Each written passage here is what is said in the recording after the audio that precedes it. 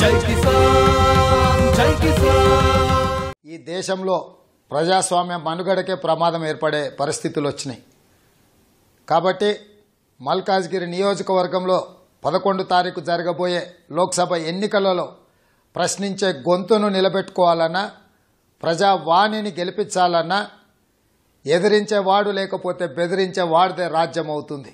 కాబట్టి బెదిరించేవాడికి ఎదురొడ్డి నిలబడదాం. రండి.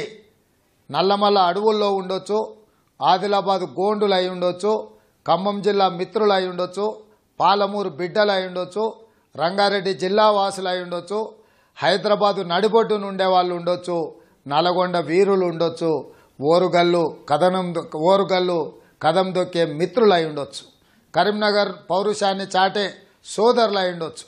అందరు కూడా మల్కాజ్గిరి నియోజకవర్గానికి కదలి రండి. ఎందుకంటే అక్కడ పోలీసులను మోహరించి వేలాది మందిగా పోలీసులను పెట్టి ఈ ఎన్నికలలో నెగ్గాలి అని చెప్పి టీఆర్ఎస్ పార్టీ కుట్రలు కుతంత్రాలు చేస్తుంది.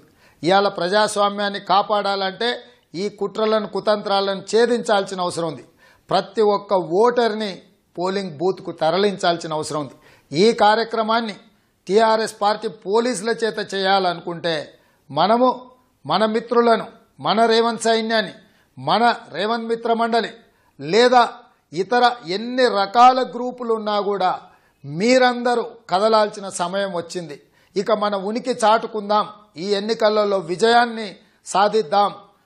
అలలు అల్లరి చేయొచ్చు, సముద్రం నిశ్శబ్దంగా ఉంటుంది. కానీ ఒక్కసారి సముద్రం ఉప్పొంగిందంటే ఏ అల్లరి మూకలు, ఏ అరాచక శక్తులు కూడా ఒక్కరు కూడా మిగలరు.